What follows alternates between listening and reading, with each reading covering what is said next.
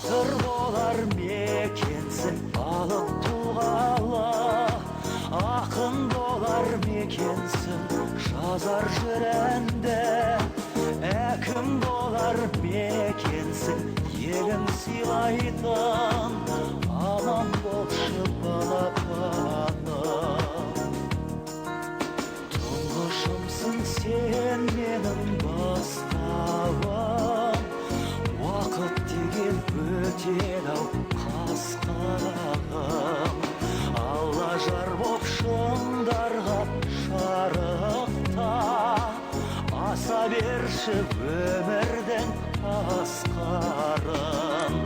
Батыр болар мекенсің алып туғалы, ақын болар мекенсің жазар жыр әнді, әкім болар мекенсің елін сыйлайтын, аман болшы балапаным.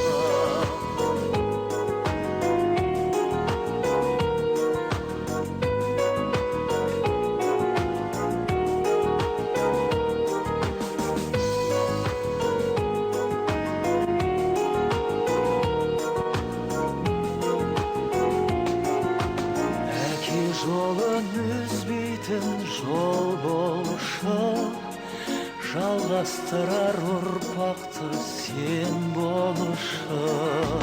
Маңдайыңнан айналдым күнім менің, сегіз қырлы бір сырлы ер болшы. Батыр болар мекенсің алып туғалы, ақын болар мекенсің жазар жыр әнді, әкім болар мекенсің елін сыйлайтын, аман болшы балапаным. Батыр болар мекенсің алып туғалы, ақын болар мекенсің жазар жыр әнді, әкім болар мекенсің елін сыйлайтын, аман болшы балапаным. Аман болшы дала ханым, адам болшы балапаным.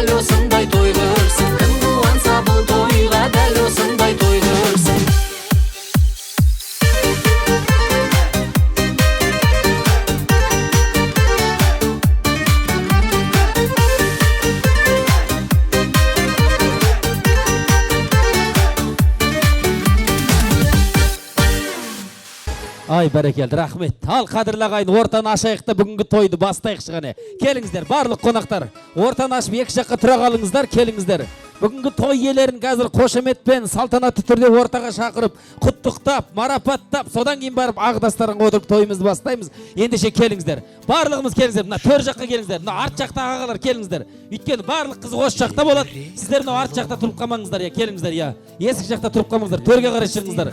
Оң жаққа, сол жаққа келіңіздер ағайын. Қымбатты ағайын, бүгінгі тойға келген ағайын, келіңіздер. Ай, жақсы, бәрекелді. Ай, бәрекелді. Рахмет. Ап, түгел келіңіздер. Даладағы, сырттағы, бұрыштағы, қуыстағы, шақырылмаға барлық қонақтар келіңіздер ағайын. Тойымызды бастаймыз, бәрекелді. Түгел келіңіздер. Ана жақтағы қонақтар келіңіздер, кіріңіздер ағайын. Ап, бәрекелді. Ендеше тойымызды біз бастаймыз ағайын.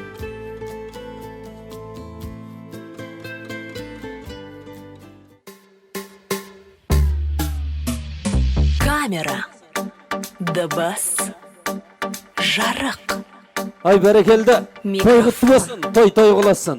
Кеш жарық, көрермен, шапалақ. Шапалақ қайда деді? Керемет. Бастаймыз. Жиналғанда жақынмен тұрмалысым, бір жақсылық сезуге тұрады ішім. Сәтті күнге жиналған достарыңыз, құтты болсын ағайын қуанышың. Құрметті қазақ елі, бүгінгі қуаныш тойларыңызды басқарады. Орақ тілді, от ауызды азулы, арғымақ асабалар емес, ал бәріміз. Ассалаумағалейкум ағайын. Той құтты болсын. Той қыласын ағайын, бәрекелді. Ай, бәрекелді, рахмет. Бұнау сөздің басы бісміллә ағайын. Сөздің басы бісміллә. Бісмілләсіз іс қылма. Аспан жерді 6 күнде жаратқан, қарнымызды тамақпенен тойдырған, шөлімізді сусыменен қандырған, осындай қуаныш тойға жеткізген бүкіл әлемнің жаратушысы Алла тағалаға сансыз шүкірлер, сансыз мадақтар, сансыз мақтаулар болсын. Пайғамбарымыз Мұхаммед Мұстафа саллаллаху алейхи уассаламға салауаттар мен сәлемдер болсын. Ал бүгінгі мұсылманның жасап жатқан тойы құтты болсын ағайын, бәрекелді. Рахмет. Ассалаумағалейкум, армысыздар, бармысыздар. Гауһардай қадірлі, маржандай марапатқа ие, көңілі кең, пейілінен пейіші салқыған, қойдай момын, жылқыдай жуас, түйедей нар тұлғалы, баққан төрт түлігінің жақсы қасиетін бойына жинай білген, ата дәстүрін сақтай білген, отбасын баптай білген. Бүгінде Мұрат ағамыз бен Кларадай Асланамыздың шаңырағында торқалы той деп қубасын домалатып жатпай жүрген арда қазақ, той құтты болсын. Ай, бәрекелді. Ой. Ассалаумағалейкум деп жатырмын жақта. Ассалаумағалейкум деген Алланың сәлем болсын деген сөз екен. Ендеше алдыменен сәлем бер, содан кейін сөз баста дейді дана халқымыз. Ассалаумағалейкум нұреке. Барлық қонақтармен бір сәлем беріп қойып, Алланың сәлемін жолдап қойып. Ендеше ассалаумағалейкум, армысыздар. Бәріңізде есен сау бармысыздар. Ассалаумағалейкум таныстарым. Егер таныс болмасам танысқаным, жұмыр жерде адам болып жүргеннен соң ақиқат қой түбі бір табыспағым. Ассалаумағалейкум жақындарым. Егер сәлем бермесем шатылғаным, өздеріңіз қолпаштап қолдасаңыз, Нұрқасым және Жұмағазы асабамыз деп бір сәлем беріп қоясыз. Ай, бәрекелді. Той құтты болсын, бәрекелді. Осындай қол соғып қошеметтеп тұрған адамдардың үйлерінде той болсын, қорасында мыңнан асқан қой болсын. Ай, бәрекелді. Ой, осындай қол соғып тұрған аталар мен апалардың пенсиясы 500 мың теңге болып тұрсын. Ой, осындай қол соғып тұрған адамдар ертең таңертең есік алдынан 20 мың доллар тауып отыр. Ай, бәрекелді. Жақсы сөз жарым ырыс дейді ғой. Әрқашан жақсы сөйлей. Өйткені жақсы айтсаң, жақсы келер қасыңа, бақыт қонар басыңа дейді. Тойымыз құтты болсын. Ал енді нұреке сәлемдестік қой, құттықтадық қой. Енді бүгінгі той иелерін осы барлық қонақтармен салтанатты түрде құттықтау үшін қошеметтеп ортаға шақырмаймыз ба? Ай, бәрекелді. Ендеше шаңырағы шатқа, маңдайы баққа, алталаштың басын жиып, тапқан тоянғанын дастарханға үйіп, ол қызым немерем бақытты болсын деп жандарын шүберекке түйіп жүрген, бүгінгі ат жаптырып той жасаған Мұрат ағамның жанұясын ортаға шақырайық. Бәрекелді. Ендеше қошеметпенен Мұрат аға Клара тәтемізді немерелерімен ортаға шақырайық ағайын бәрекелді. Шапалақ қайда? Қошемет қайда екен ағайын? Бекарыс келе жатыр, Бекарыс батыр келе жатыр. Ай бәрекелді. Ай бәрекелді, бәрекелді. Шапалақ қайамай, қошемет, құрмет. Той құтты болсын. Той құтты болсын. Той құтты болсын. Той құтты болсын. Ай бәрекелді, той құтты болсын. Той құтты болсын бәрекелді. Ай бәрекелді. Қошемет. Ай бәрекелді. Айғай шу қайда, қошемет қайда қаян? Ас бәрекелді. Қошеметтеріңіз қайда екен ағайын? Ай бәрекелді. Бақан аясында сұлу бойжеткен қыз бозбала кеп маңына әңгімеден бір тербеткен. Бекарыс батыр келді ортамызға. Айғай шу қайда? Мына Бекарыс праваны сатып алған ау деймін, жода правиланы білмей жатыр. Ақ бәрекелді. Атасы бер қарайдыңыз. Келіңіздер, орта қарай. Мұрат аға бер қарайдыңыз, я. Ақ бәрекелді. Келіңіздер, құрмет қошеметтер, орта қарай алып келіңіздер. Бер қарай алып келіңіздер. Ақ бәрекелді.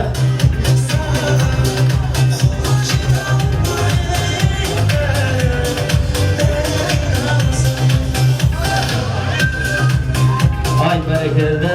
Ассалаумағалейкум Мұрат аға, Алтын ағам менің Асқар-таудай Асын ағамыз. Клара тәте тойларыңыз құтты болсын. Ассалаумағалейкум бәрекелді. Ау бәке ассалаумағалейкум бәрекелді. Сажида тойларыңыз құтты болсын бәрекелді. Ассалаумағалейкум Бекарыспен сәлемәзік. Ай бәрекелді. Тойларыңыз құтты болсын бәрекелді. Мінеке, ардақты ағайын, тіл көзің тасқа, Алла тағалам осындай керемет кеште Бекарыстай батырымыздың бір жасы. Бейнеттігі зейнеттеп, Кларадай асыл анамыздың зейнетке шыққан думан тойын, шаттық тойын, дәстүрлі тойын бірге бастап жатырмыз. Ендеше шаңырақтарыңыз шатқа, маңдайларыңыз баққа толсын деп, той иесіне бір ерекше қошемет ұрайықшы. Ай бәрекелді. Тойларыңыз құтты болсын, той боласын бәрекелді. Міне зейнет той деген өте керемет той. Алла берекетін жақсылығын берсін. Енді осы зейнеттің қызығын көріп, осы немере шөберенің қызығын көріп, әрқашан тойдан тойға Мұрат ағам екеуміз шапқылап жүре беріңіздер. Алла берекетін жақсылығын берсін. Ал осы мынау Бекарыстай ұлдарыңыз мынау елінің елеулісі, халқының қалаулысы болып, Алла тағала ұрпақтарыңызды асыл етіп, жасап жатқан істеріңізді адал кәсіп етсін. Алладан тілерім бар байлықты, бар жақсылықты сіздердің әулеттеріңізге нәсіп етсін деген келеді бәрекелді. Тойларыңыз құтты болсын. Енді Мұрат аға, орта қарай бір қадам шығыңызшы. Құрметті қонақтар, мен Мұраттай асыл ағаммен дүйім жұртқа мақтанамын. Себебі неге десеңіздер, Мұраттай асыл ағамыздың, Асқар-таудай әкеміздің әрбір ісі алшысынан түскен азамат. Бұл таңда ұлдарын ұлықты, қыздарын қылықты, немересін тәтті қылып өсіріп жатқан Асқар-таудай әкеміз басына бақ қонған. Мінеке, тойларыңыз құтты болсын. Ал ендеше мен Клара тәтеме келетін болсақ сөз жоқ. Күні жетіп боларымыз қариядай, айтқан сөзі ағылған дариядай. Клара тәтем зейнетке шықты дейді. Клара тәтем мексикандық просто Мариядай бір шапалақсыға. Ай бәрекелді. Қошеметтеріңіз қайда екен? Клара тәтемізге арнайы бір қошемет болсын. Ай бәрекелді. Мынау енді Нұреке, Клара тәтемнің жайнап жарқырап тұрғаны, ол ең бірінші Алланың арқасы болса, екінші Мұрат ағамның арқасы ғой міне. Мәс. Иә, неге дейсіздер ғой, құрметті ағайын. Осы міне қанша жыл той басқарып жүрмін? Қанша жыл, 15 жылдай болған шығар міне. Міне Нұреке Нұрқасым екеуміз. Сол тойлардың ішіндегі, той иелерінің ішіндегі ең бір батыр мінезді, ер мінезді, мынау сондай бір сабырлы, сондай бір төзімді. Қазақта сөз бар ғой, топан су тобылғынан келмейді деген. Орысша спокойный деген, самый спокойный той иесі кім десеңіздер, алдарыңызда тұр Мұрат аға. Еш алаңдамайды. Еш алаңдамайды. Уайымдамайды. Неге дейсіздер ғой? Осы тойға болатын болып, мынау әбден дайындалды, қызық болды. Осы той болмас бұрын 2 ай бұрын Мұрат ағам маған звондады ғой. 2 ай бұрын звондады. Ай, ассалаумағалейкум балам дейді. Енді танымай қалдым. Кім екен бұл десем, Мұрат ағам ғой өзің. Аха, кешіріңіз Мұрат аға, не болды десем, ай, анау тәтем зейнетке шығып жатыр, немере 1 жасқа толып жатыр, бір дүркіреп той жасайын деп жатырмын деді. Құтты болсын аға, дайын Дайынбыз ғой, дайынбыз дедім. Қай жерде болады той деп едім, берекеде деді. Қашан деп едім, ой 23 маусым деді. Тағы деп едім, давай деді, өшіре салды. Сөйлесемей қалып, ойладым мен, бірақ сразу өшіп қалғанға единица сынып қалды екен дедім. Или ана сотканың батарейкасы сөніп қалды екен дедім. Қазір звондайтын шығар деп соткама қарап әлі отырмын, жарты сағат болып, 1 сағат болып, жоқ, звондамайды. Сөйтіп отырып, ұмытып кеттім. Сөйтіп 2-3 күннен кейін соткамды ақтарып отырдым да есіме түсті. Ойбай, Мұрат аға звондап еді ғой, білейінші, дұрыстап сөйлеспедік қой деп. Мұрат аға, ассалаумағалейкум десем, бұлғым дейді маған. Бұлғымын естімеймін ғой, Жұмағазы балаңыз әне күні өзіңіз звондаған. Әне күні ғана нөмірім өзіңіз звондадыңыз ғой десем, не болды дейді. Ана той туралы білейін деп едім ғой, дұрыс сөйлеспедік қой десем, той болады дедім ғой, болады. Давай жақсы деп жүресің. Ой, Алла, енді естимін. Содан алдында не істерін білмей, тәтеміз звондап көріштен, тәте қалыңыз қалай десем, кім бұл дейді, мен ғой Жұмағазы балаларыңыз, не болды балам дейді, той туралы сөйлесейін деп едім, той туралы десем, бәрін отағасы шешеді, ой, давай пока дейді. Ой, бұл кісіден вообще, ой, енді естимін. Сонда қасым қайтып, мен Нұрекең естиміз де, ағамыз өстіп жатыр, тәтем бұлай деп жатыр десем, өздері звондайтын шығар, тосайық деді бұл. Содан кейін сөйтіп жүріп 1 ай өтті. Соны айтып, 1 ай өтті, о кісілер бізді ұмытып кетті, точно. Ертең 23 күні екеуміз тойсыз қаламыз, сол кісілерге сеніп. Бұл кісілер басқа тамақ алып кеткен шығар. Давай звондайық дедім, жанымда тұрды Нұрқазы. Соны звондадым. Аға, ассалаумағалейкум десем, не болды десем, қайта звондап мазаны алдым ғой дейді. Аға, 1 минут, пожалуйста дедім. Ана тойыңыз туралы сөйлесіп алайық. Қанша адам келеді деді. Список туралы деп едім. Барғанда шешеміз қанша адам деді. Жоқ, жарайды, сағат нешеде соны айтыңызшы деп едім. Сағат 1:00-де түскі 1-де бастаймыз тойды деді. Ой, қойыңыз кешкі емес пе деп едім. Жоқ, обедте 1-де бастаймыз. Сен кешіп қалмай, 12-де бол, берекеде отыратын бол дейді музыкант бәрі. Ой, көке дедім, міне тұр ғой көке. Көке дедім, қойыңызшы дедім. 12-де келейін, бірақ тойыңыз 1-де басталмайды. Асықпай мен де 1-де келейін десем. Сен менне қонақтарымды тамадасы отырып қойын деп едің. Сағат 1-де бастаймын мен уже дейді. Қойыңыз олай не может быть дедім. Мен Сарыөзекте уақытында басталып кеткен тойды көрмедім дедім. Сөйтсем айтып қойды, менің қонақтарым менен ойын кеп жүр ма? Менің қонақтарым бәрі пунктуальный. 1 дедім, 1-де бастаймыз. Давай бастау ұтпа дейді. Көке, давай қызық болсын дедім. Егерде тойыңыз 1:00-де басталып кетсе, тойыңызды бесплатно басқарам дедім. Сөйтіп айтарымды айтып алдым да менде переживание басталды. Ойбай, действительно Мұрат ағамның тойы бесплатно, мынау 1-де басталып кетіп.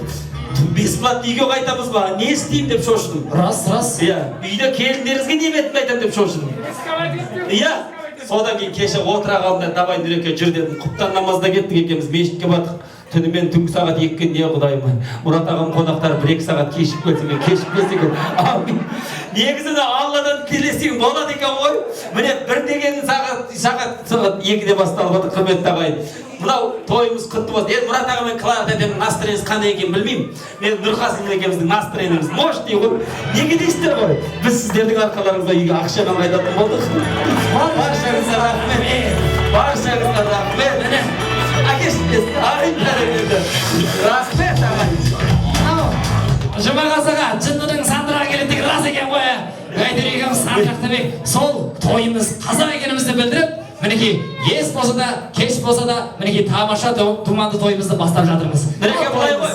Бірақ айтады қазақтар ештен кеш жақсы, 3-тен 5 жақсы дейді. Орыстар айтады лучше поздно, чем никогда дейді. Қашан басталса да бүгінгі тойымызда Алла тағала сондай бір биік дәрежеде қызықты көңілді өткізуге нәсіп етсін. Келген қонақтардың қадамы құтты болсын. Келген қонақтарға Алла разы болсын. Той құтты болсын. Той қыласын деп бір қошемет. Ал енді қадірлі ағайын, Нұреке, енді жақта дастарханымыз жайнап тұр. Сарсаморын қайнап тұр.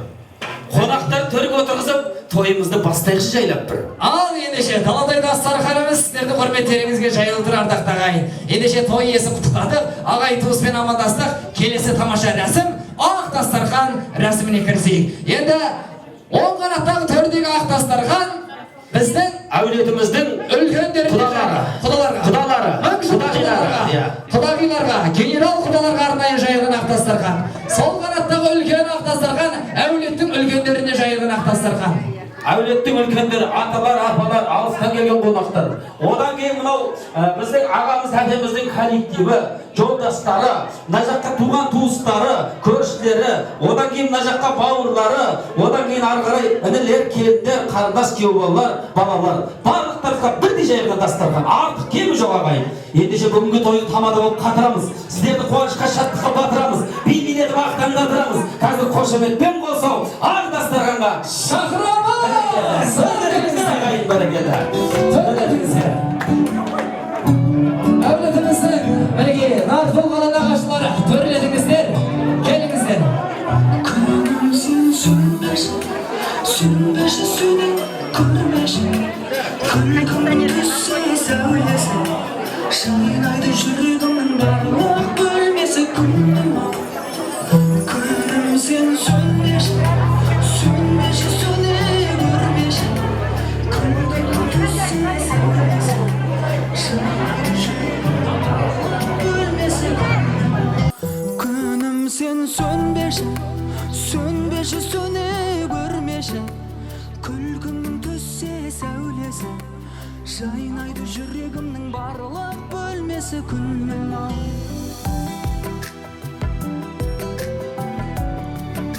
Төрлетіңіздер ағайын, төрге қарай шығып, төрге қарай шығыңыздар бәрекелді. Төрге қарай шығыңыздар ағайын.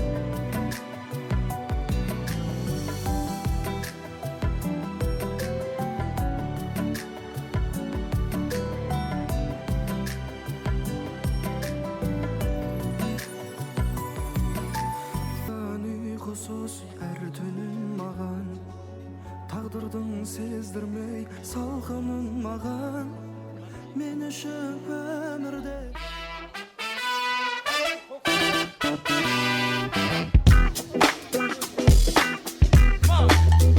Той бәрекелді.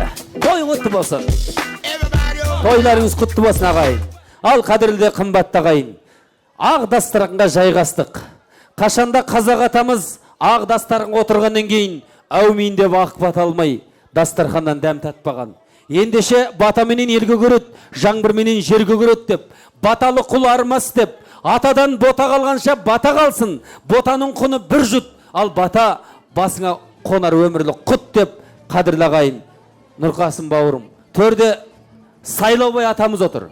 Осы әулеттің атасы, қабыл болған батасы, қадірлі қымбатты атамыз отыр. Сол Сайлаубай атамыздың киелі ақ батасы менен бүгінгі тойымыздың ақ дастарханын ашып болсақ деп еді. Ай, бәрекелді. Ендеше аузы дуалы, сөзі уәлі, қырықтан қыдыр шығатын, қадірін қалқы қатын, әрбір айтқан батасы қазақтың төрінде мәңгі тұратын қазыналы қариямыз біздің Сайлаубай атамыздан әумин деп тойымыздың ақ дастарханның ақ батасын беруді сұраймыз кәнекей.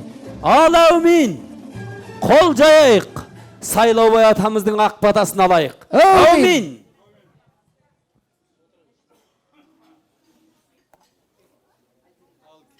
Қалайық, келген қадамдарыңа нұр жаусын. Құдайым оңыласын, қызыл ілас памам қолдасын. Астарында адалдық берсін баламның, бастары аманшылық болсын. Келер жылдосылы аман болуына Алла тағалам нәсіп етсін. Бәр жақсылық келген осы жерде отырған ағайын туған туысқандарды сіздер де осындай қуанышқа жетулеріңізді Алла тағалам нәсіп етсін. Аллаху акбар. Әумин, Аллаху акбар. Рахмет Сайлаубай ата, ақ батаңыз қабыл болсын. Ал қадірлі ағайын, ақ батамыз алынды. Ақ дастархан ашылды, тойға шашу шашылды. Алдарыңызға ас қойдық, екі қолды бос қойдық. Астарыңыз дәмді болсын, тойларыңыз құтты болсын. Ал Нұреке, мынау бұлай ғой. Бүгінгі тойға жай әншілер келмеді.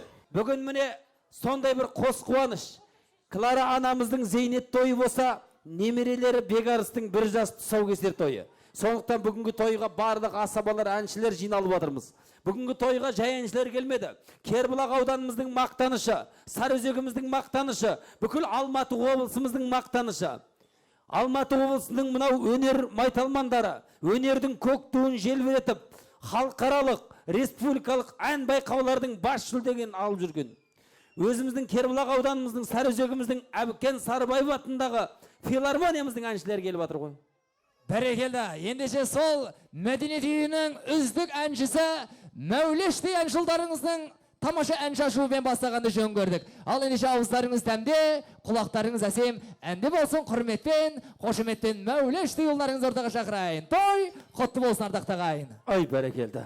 Ауыздарыңыз дәмде, құлақтарыңыз тамаша әнде болсын. Мәулеш ұлдарыңыз алдарыңызда.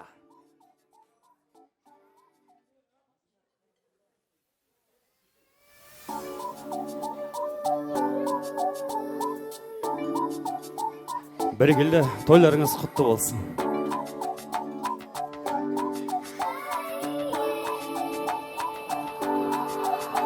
Шықшы дос Алатаудың қар басына, көз сал шарман толы арнасына. Өмірдің от жалыны алау шаша, жанып тұр күн сәулесі Алматыда. Гүл бар таңда жылы, бал шырын алмасы бар, бақыттың арнасы бар бір өзіңде. Гүл қалар ман қала, көк жасыл орман қала, мәңгі от боп жанған қала алмадым жүрегімде. Сәбидің күлкісі бар келбетінде, жүзгендей ай сәулесі көлбетінде. Әр күннің жүрегіне ұя салқан, осындай қала бар ма жер бетінде. Гүл бар таңда жылы, бал шырын алмасы бар, бақыттың арнасы бар бір өзіңде. Гүл қалар ман қала, көк жасыл орман қала, мәңгі от боп жанған қала алмадым жүрегімде.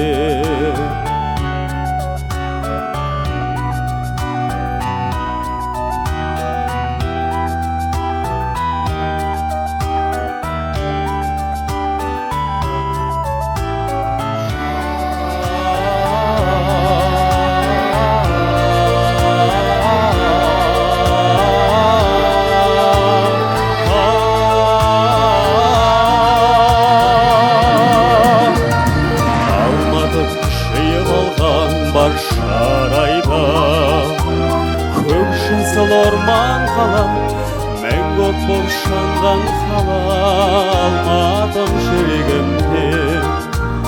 Гүл бар таңда жылы, бал шырын алмасы бар, бақыттың арнасы бар бір өзіңде. Гүл қалар ман қала, көк жасыл орман қала, мәңгі от боп жанған қала алмадым жүрегімде. Алмадым жүрегімде, алмадым жүрегімде. Көп рахмет, тойларыңыз құтты болсын. Рахмет, Мәулеш айналайын, өнерің өрге жүрсін, рахмет. Міне Мәулеш ұлдарыңыздың тамаша әніменен тойымыздың ақшымылдығын ашып сіздерге көтерін көңіл күй сыйлап жатырмыз ағайын. Ал қадірлі қымбатты ағайын, алдарыңызда астан алып отсаңыздар, кез келген тойға келейік, қуанышқа, шаттыққа, мерекеге келейік, жұдырықтай жүрегімізге Алатаудай ақ тілекті сыйдырып әкелеміз ағайын. Көптің тілегі көл дейді ағайын, көптің тілегі көл дейді. Қырықтың бірі қыдыр дейді. Қазақта керемет сөздер бар ғой. Сол сөз жай сөз емес екен. Өйткені мынау жақсы сөз жарым ырыс дейді. Жақсы айтсаң жақсы келет, қасыңа бақыт қонат басыңа дейді. Сондықтан да бүгінгі тойда жұдырықтай жүрегімізге Алатаудай ақ тілегіміз сыйдырып әкеліп, сол ақ тілек баталарымызды тілейміз ағайын. Ендеше бүгінгі тойымызды әулетіміздің үлкен аталар мен апалардан бастағалы тұрмыз. Үлкендер, аталар, апалар біздің бар байлығымыз. Аталар, апалар біздің ақыл берер ақылшымыз, жол көрсетер қолбасшымыз. Үйіңде қартың болса, жазулы тұрған хатпен тең, үйіңнің жанында төбе болса, ерттеулі тұрған атпен тең дейді дана халқымыз. Қарты бар үйдің қазынасы бар дейді. Бұл атапалар біздің бар байлығымыз, бар қуанышымыз, жол көрсетер қолбасшымыз осы атапалар ғой. Сондықтан да бүгінгі осы атапаларымыздың ақ тілегінен бүгінгі тойымыздың ақ шымылдығын ашқалы тұрмыз ағайын. Құрметпенен, қошеметпенен таусылмасын, ағытылсын ой көші.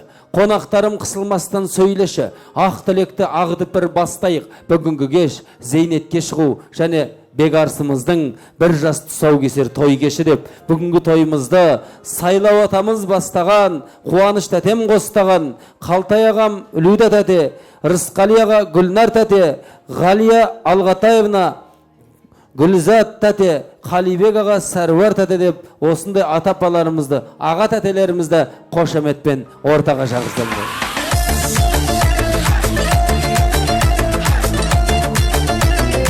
Ай бәрекелді, той құтты болсын ағайын.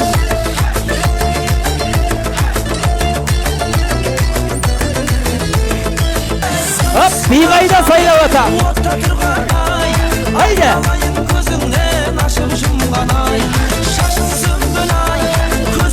Айдар ағамды шолпан тәтемді ортаға шақырайын ағайын.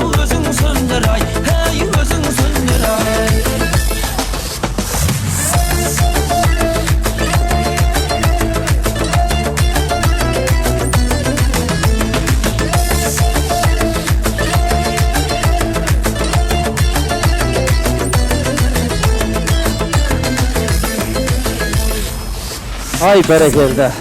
Ай бәрекелді. Ал Сайлау атам шықты. Қуаныш тәтем шықты ма? Қуаныш тәтем. Ай бәрекелді. Қалтай аға Люда тәте. Қалтай аға Люда тәтем шықты ма? Ай бәрекелді. Рысқали аға Гүлнар тәте. Ап бәрекелді. Ғалия Алғатаевна шықты ма? Ай бәрекелді. Гүлзат тәтем, Гүлзат тәтем.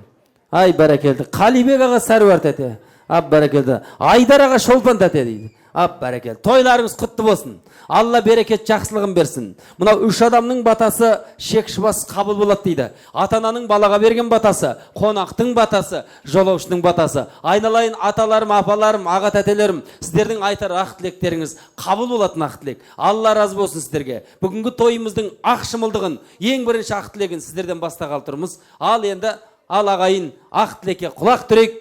Сайлау атам бастайды ғой, а?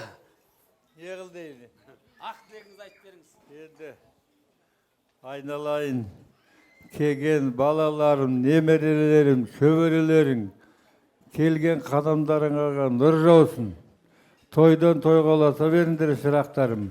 Бақытты болыңдар. Мына кішкентайымның өмір жасы ұзақ болсын. Атасының жасын берсін. Бүрбірлі шүбірлі болсын, бала шағалы болсын. Бәрлерінде рахмет. Жаңағы мына Мұрат ең үлкенім ғой. Осының жасап беріп отырған Мұраттың да өмір жасы ұзақ болсын, Кларама рахмет. Енді не дейін енді. Ал енді тағы бір айда кететін мені 81-ден 81-ге кеттім. Мына жерде отырған осы әне қарындас, әнелерім, жеңгелерім, я болмаса да басқаларыңа болған болса, артық ауыз айтқаным болса, кешіріңдер шырақтарым. Кешіріңдер. Басқа ештеңе керек жоқ. Менде дүниенің бәр байлығы бар, Құдай тауба. Менен артық адам жоқ деп ойлаймын. Мынандай өмірі шүбірім бар, мынандай мұраттайым бар, қуаттайым бар, барынде Аллаға тауба, ризамын Алла. Бірақ енді біреулерге ренжіс айтсам, біреулерге келіндерге қатты айтсам, кешіріңдер. Шырағым Мұратым, өмір жасың ұзақ болсын.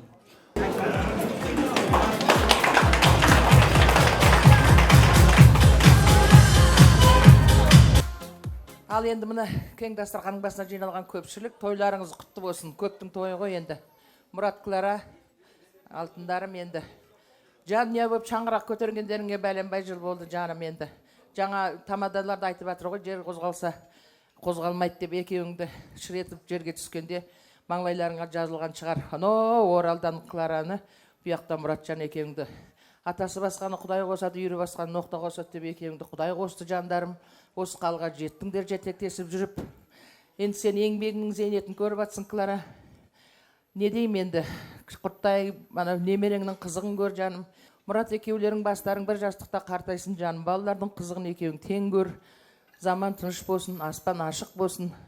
Осы құрттай биттай балалардың тілеуі қабыл болып, аспаннан жауып, жерден өніп, қарнымыз тоқ болсын. Малымды алсаң ал Құдай, пейілімді айма дейді. Ол екеуіңнің бейіл берекеңе байланысты. Менің енді Мұрат екеуіңді бөліп жармаймын, ол екеуіңді Құдай дұрыстап қосқан Алла тағала деп ойлаймын жандарым. Самый главный дендерің сау, бала шағаларың аман болсын. Ана Құртынтайыңның қызығын әке шешесі бәрін көріп, көз қуаныштарың болсын жаным.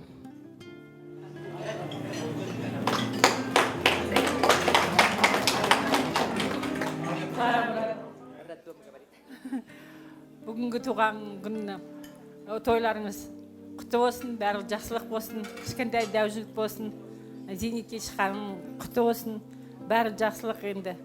Денсаулықтарыңыз зор болсын, әрқашанда осындай тойда болыңыздар, барлық қуаныш болсын, барлық бақыт болсын, барлық жақсылық болсын, осы жерде отырған кісілердің барлығы осындай тойға жетсін, барлығына құтты болсын.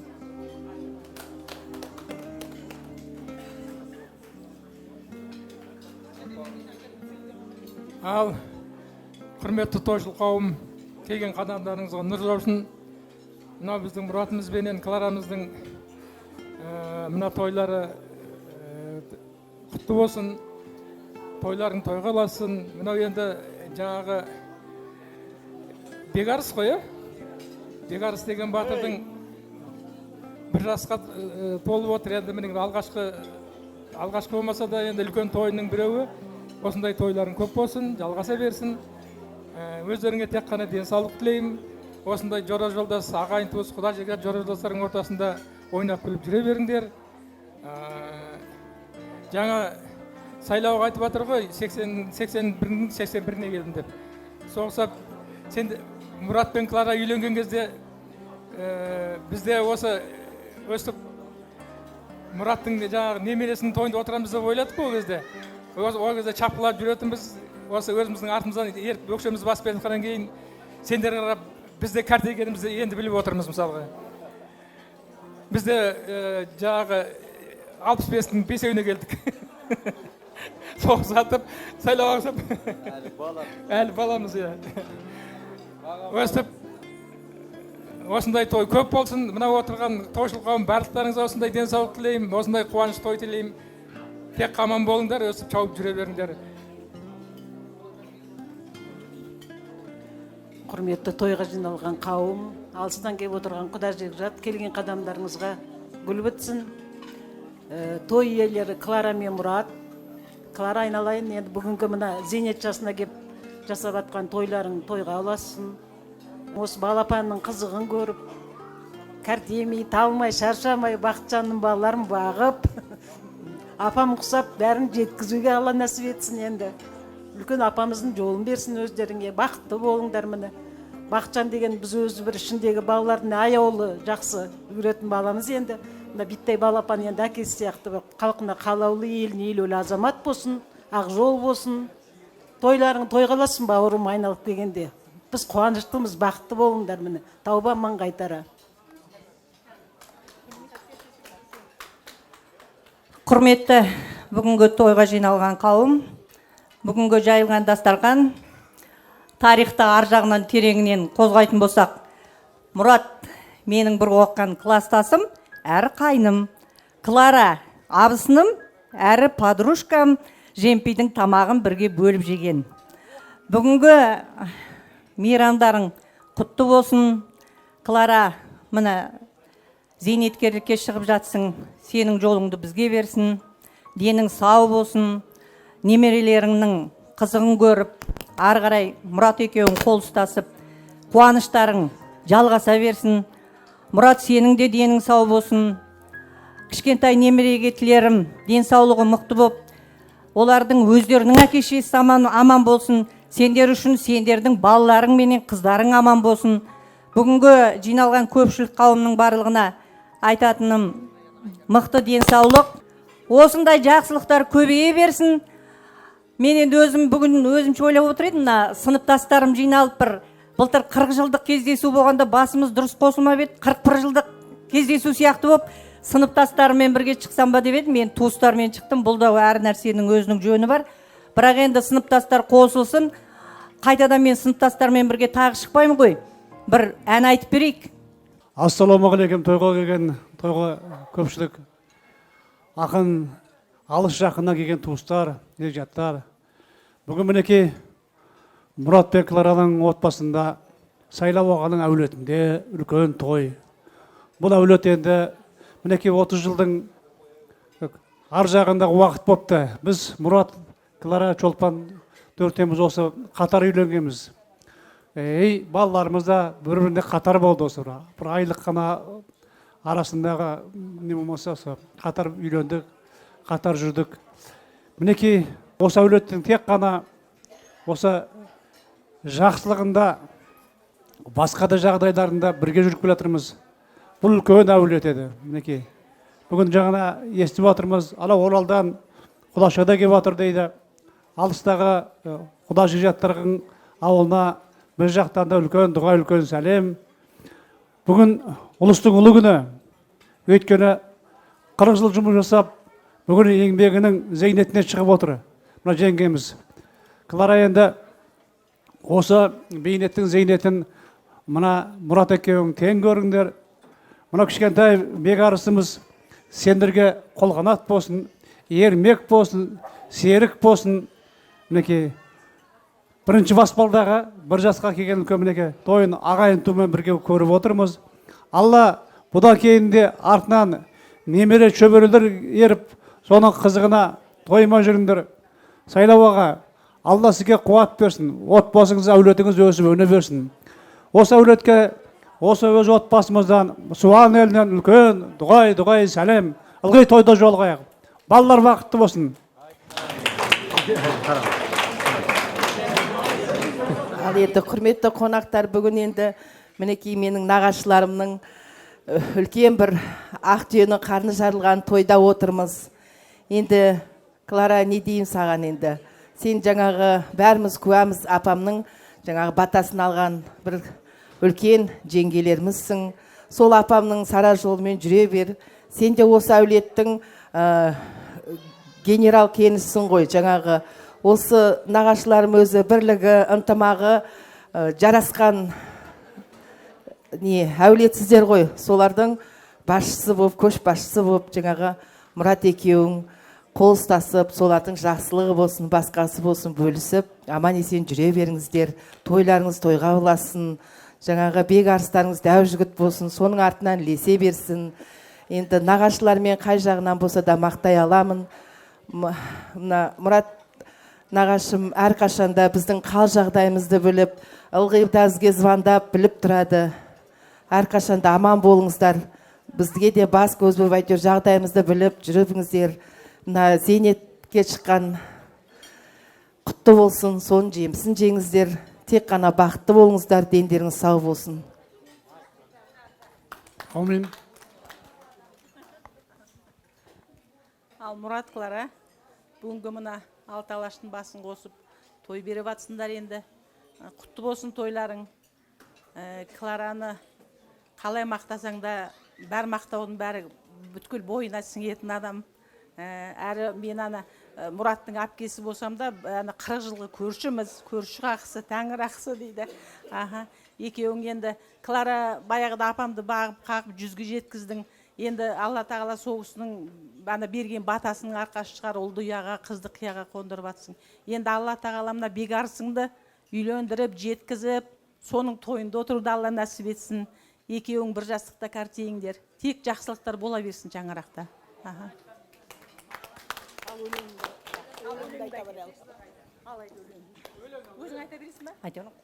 Қосыласыңдар ғой.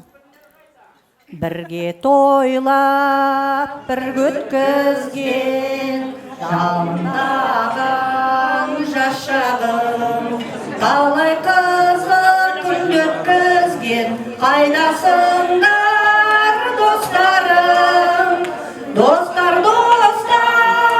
жүрсің қайда, біргені ғой жаныма, еш қалысым осындайда, кел шырқайық бәріміз. Еш қалысым осындайда, кел шырқайық бәріміз. Бәріміз де таптық бүгін, бақыт жолын іздеген. Досың өті достық сенім, әрқашанда бізбенен. Достар,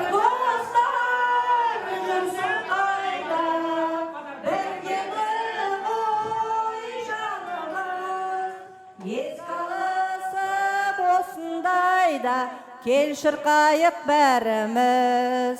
Еске алысып осындайда, кел шырқайық бәріміз. Ай, бәрекелді. Қошеметтеріңіз қайда? Ай, бәрекелді. Рахмет.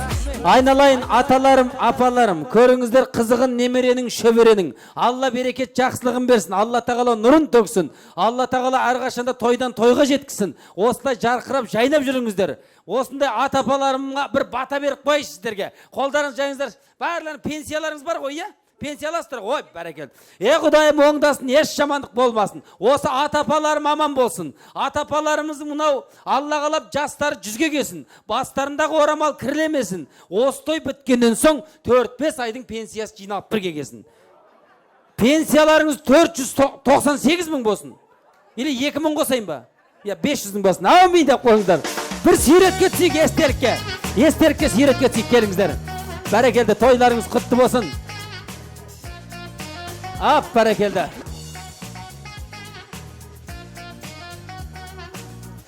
Ал естелікке. Бүгінгі күн ертеңгі тарих дейді. Ертең айтып жүресіздер осылай. Тойда түскен сүйретіміз еді деп ал. Ап, бәрекелді. Рахмет. Тойымыздың төріне жайғасыңыздар, бәрекелді.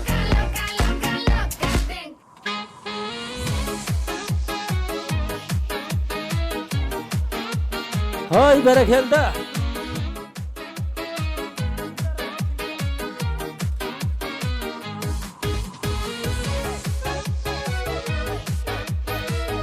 Бәрекелді, той құтты болсын.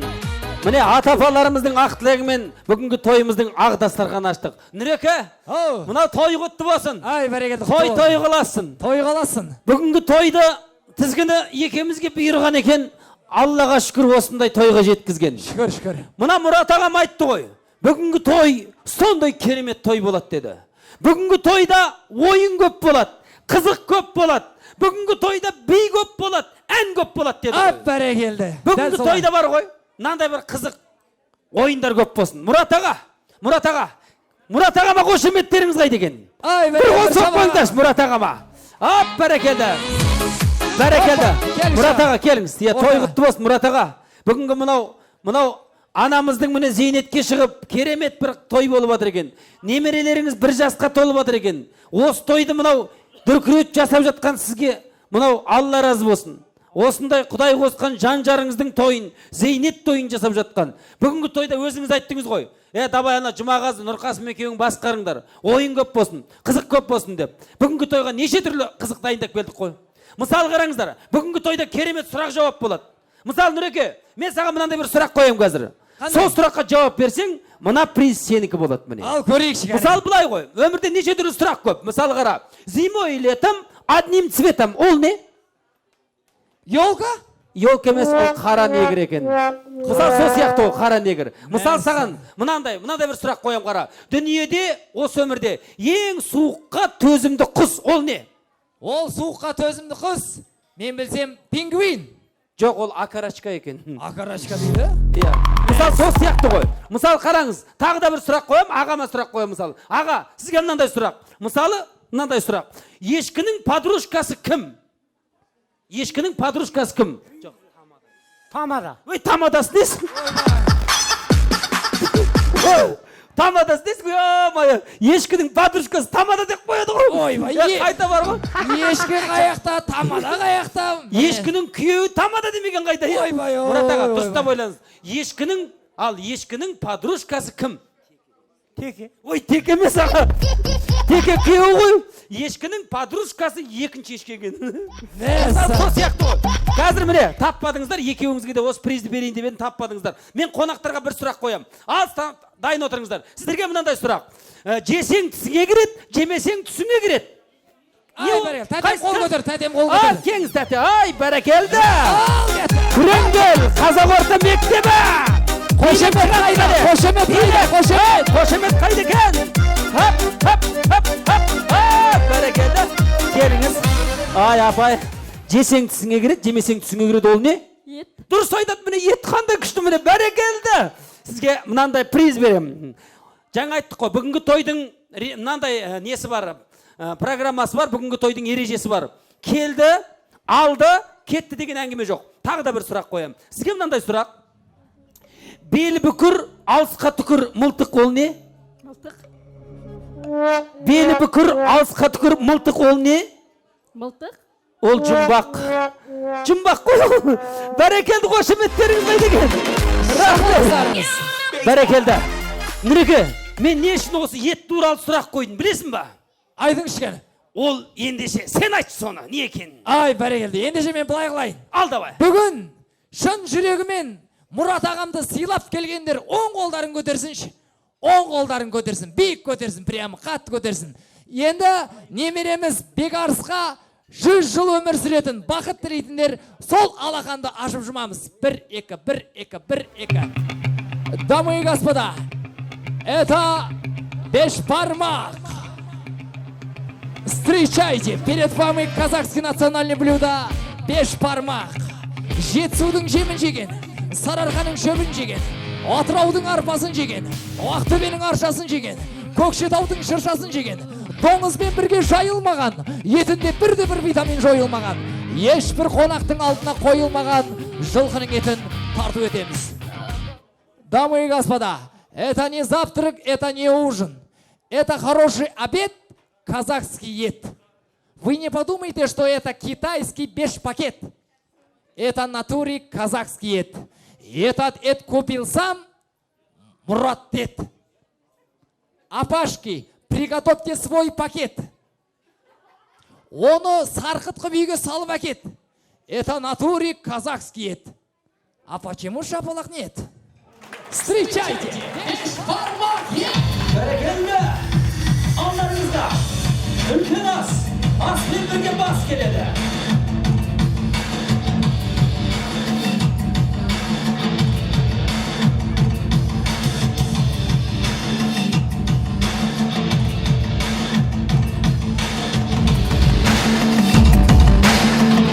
Асқа адалдық берсін, басқа амандық берсін деген ниетпен әумин деп қазыналы қарияларымыздан асқа ақ батаны қабыл алайық шекенеге. Әумин, кімне бір? Қан Сулифа, ата сізге түсті. Құдайым оңласын, қызырес болам қолдасын, асына адалдық берсін, басына беріп атқан. Мына шырақтарымның өмір жасы ұзақ болып, келер ай, келер жылда бастарына бас қосылып, қалған айналайын ел алған ел дүртім осындай бақытты сіздерге де бастарыңа қосылуға Алла тағалам нәсіп етсін. Алладан рахым, пайғамбардан шапағат болсын айналайын шырақтарым. Кларам, Мұратым, айналайын көсегелерің көгерсін, көрпелерің ұлғайсын. Әумин, жаным, әумин. Әумин, Аллаху акбар. Ай, бәрекелді. Мінеке, атамыздың ақ батасымен үлкен ас мәзірін ортамызға ұсынылып жатыр. Ендеше астарыңыз дәмді болсын ардақты ағайын.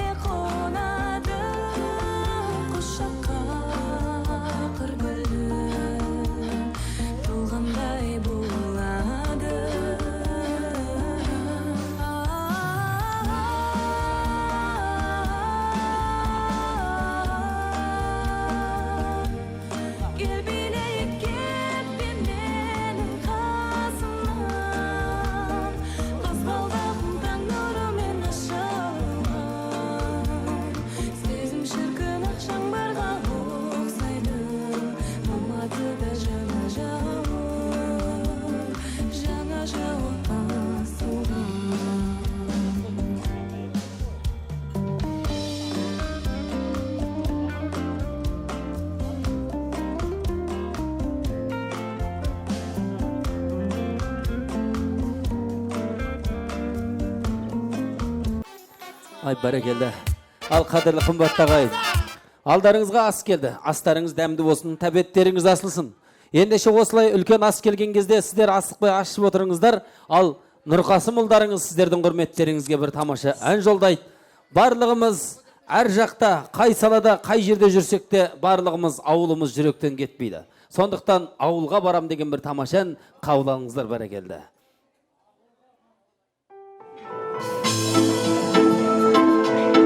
Той құтты болсын, қадірлі ағайын болсын. Нұрқасым ұлдарымызды қарсы алыңыздар.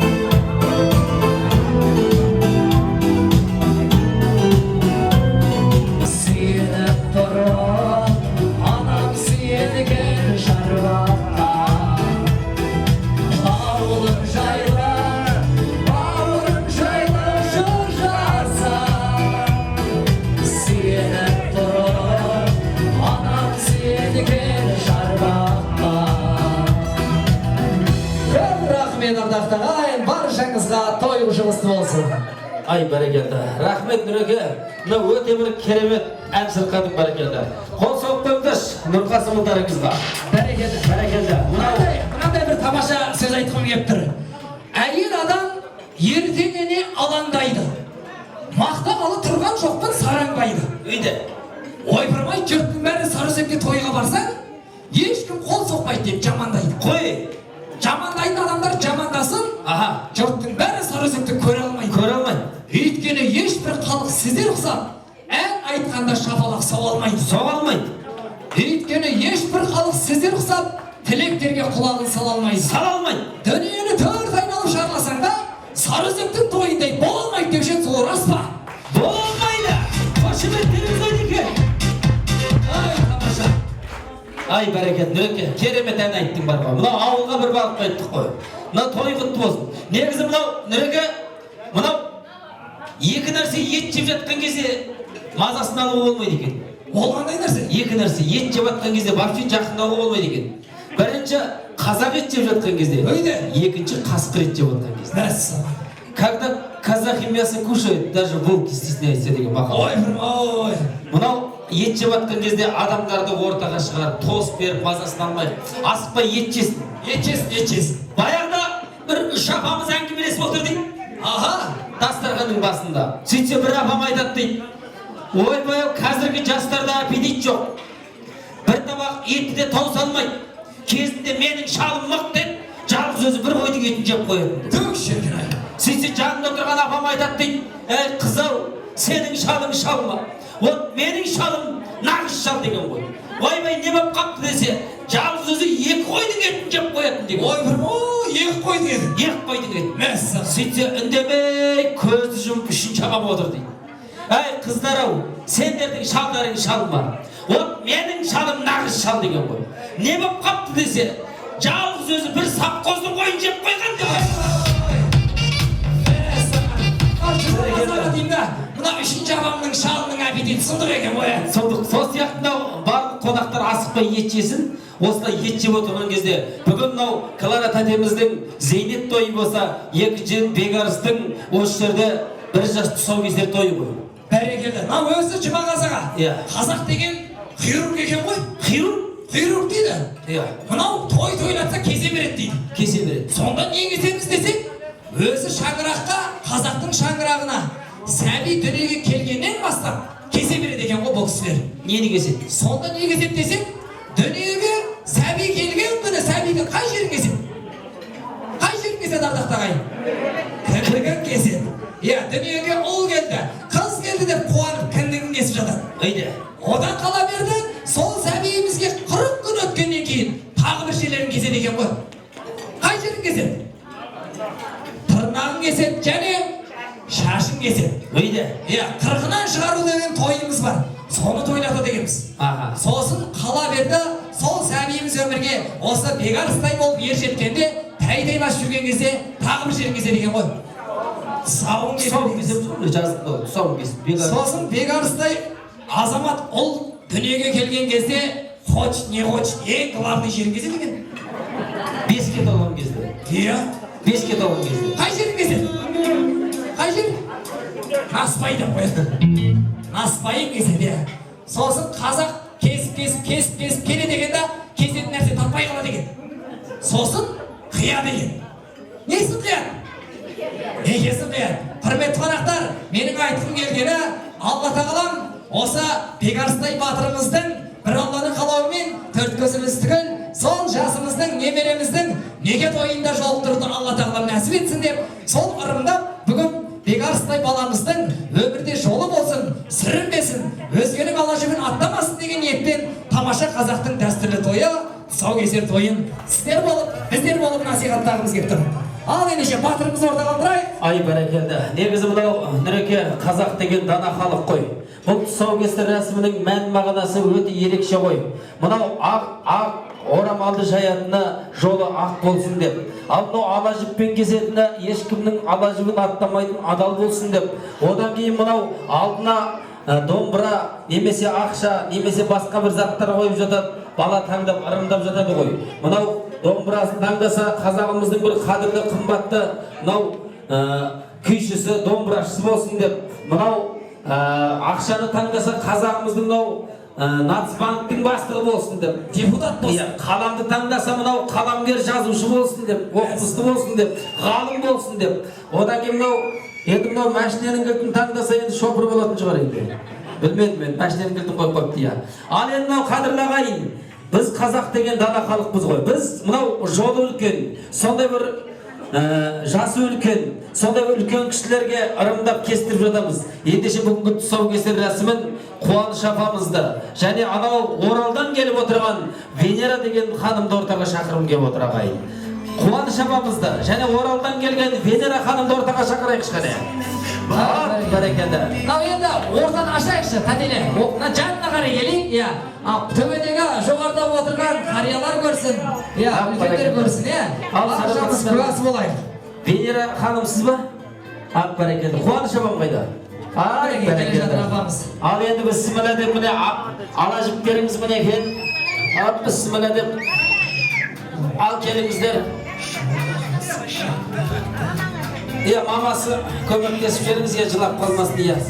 Ат бәрекелді деп алты сауын ана жіппен саулап, содан кейін пышақтың жүзін өрге қаратып, жүзі өткір болсын деп кеседі екен ағайын. Бәрекелді. Бекарыстай ұлымыз атына заты сай болсын. Әрбір тірлігі бектей болсын. Және де арыстай азамат болсын дегімізбен бірге осындай тамаша атына заты сай болсын. Ал бісміллә деп апа жоғары қарай кесіңіз, ап бараң төменен алдынан. Артынан кесен, артынан. Жоғары қарай. Аха, жоғары. Ап бәрекелді. Ал бәрекелді, шабала соғайық.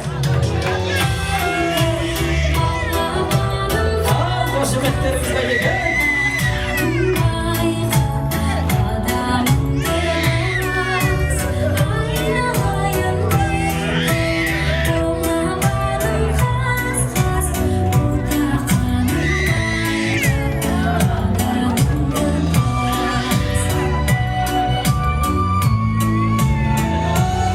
Таңдады білесіздер ма?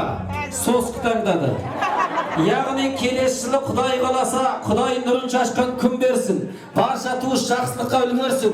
Келесі жылы Бақытжан мен Сәжида әулетіне тағы да Бақытжаннан аумайтын ұл келсін деп бір қошемет деп қойыңыздар. Ай, бәрекелді. Кәусар мен Медина шашу шашада қайын бәрекелді. Кәусар мен Мединамыз қай деген. Ай, бәрекелді. Мінеге ұрымдап, сау кескен апаларымыздың иығында орамал тол болмайды жол болады деген ниетпен сый-сияпаттар. Ал енді Кәусар мен Медина, сіздердің үйлеріңізде де осындай той болсын деген ниетпен барлық қонақтарға ойыншықтан шашу шашады бәрекелді. Бәрекелді. Қошеметтеріңіз қайда екен?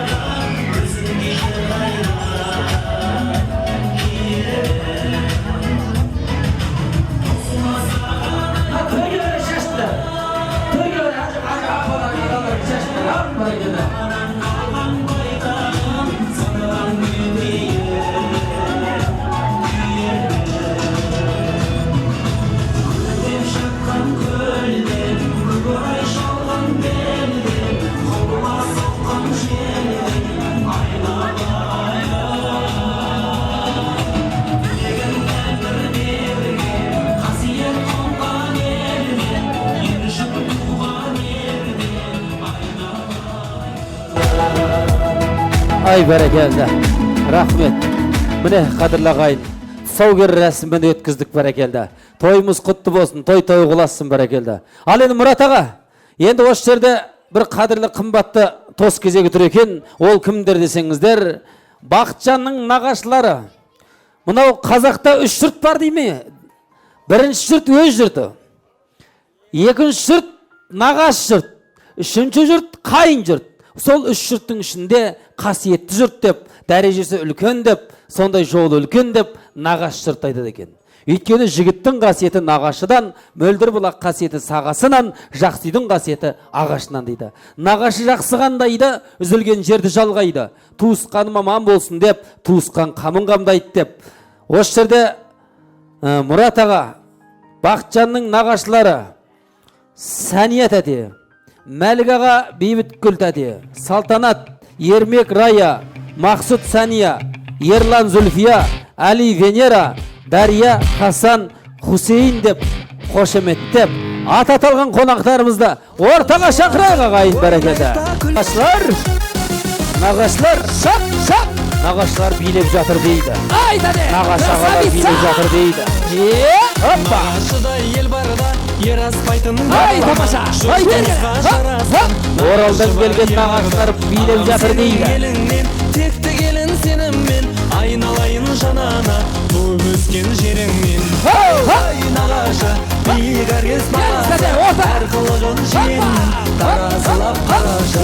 Ай қой нағашы, орны бөлек ағасы, жиендердің тойында билеғане нағашы, жиендердің тойында билеғане нағашы. Ай бәрекелді. Бәрекелді. Рахмет. Ай, нағашылар, жасай берсін нағашылар. Қонақтар астан асасын, нағашылар мәңгі жасасын деп бір қошемет деп қояқшы, бәрекелді.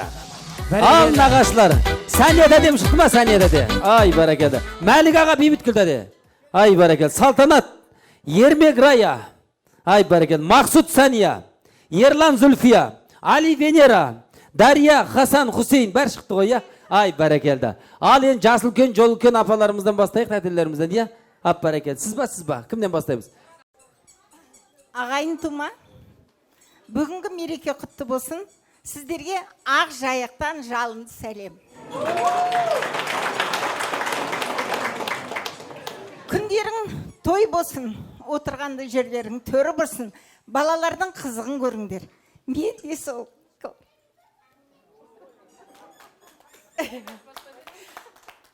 Кларама келіп отырым ой, екеуміз қалған тек қана. Аман болыңдар, бақыт тілеймін, бақытты екендігіне сенімім мол болды.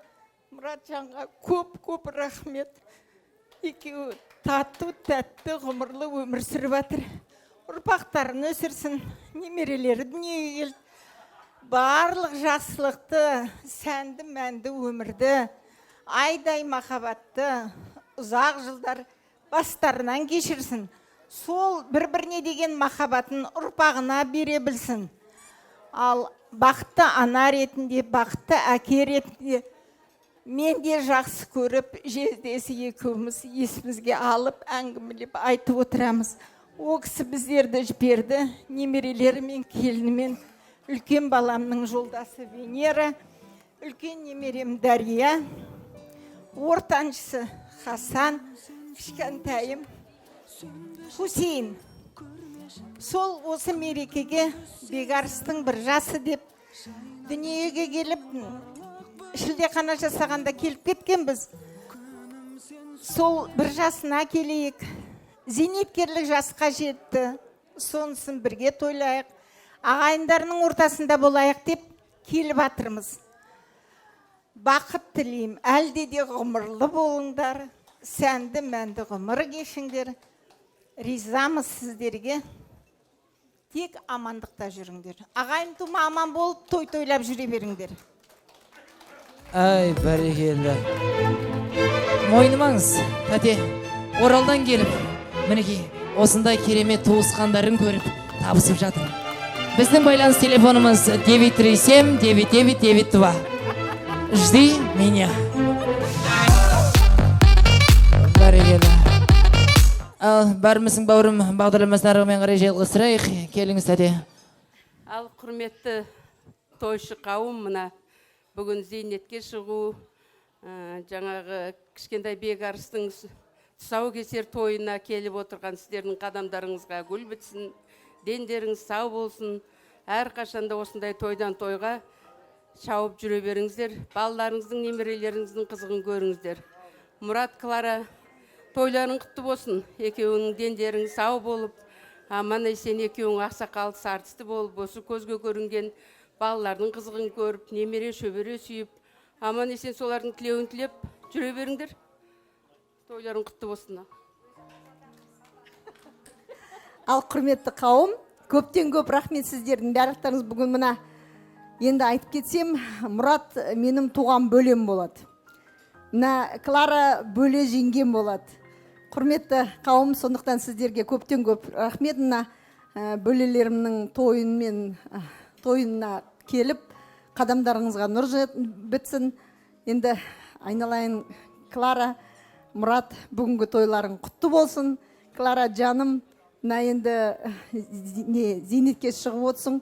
Сол зейнетіңді ұзағынан сүйіндірсін, бақытты бол, балашаған қызығың, жақсылығын көр. Мына жана енді жақсылық деген осы ғой, жана немереңнің тұсауын кесіп отырсың. Сондай сол ұлдың артынан арғаре көп істемесін, балалар жаңағы айтып отыр, соска таңдады деп, сол соскаға тағы соска көбейе берсін. Бақытты болыңдар, тек қана жақсылық тілеймін сіздерге.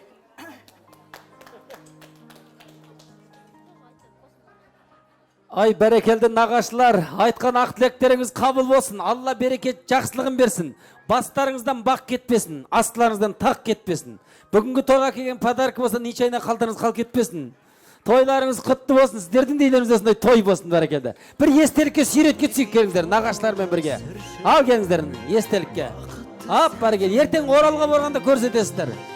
Ал, бәрекелді. Келіңіздер, ал.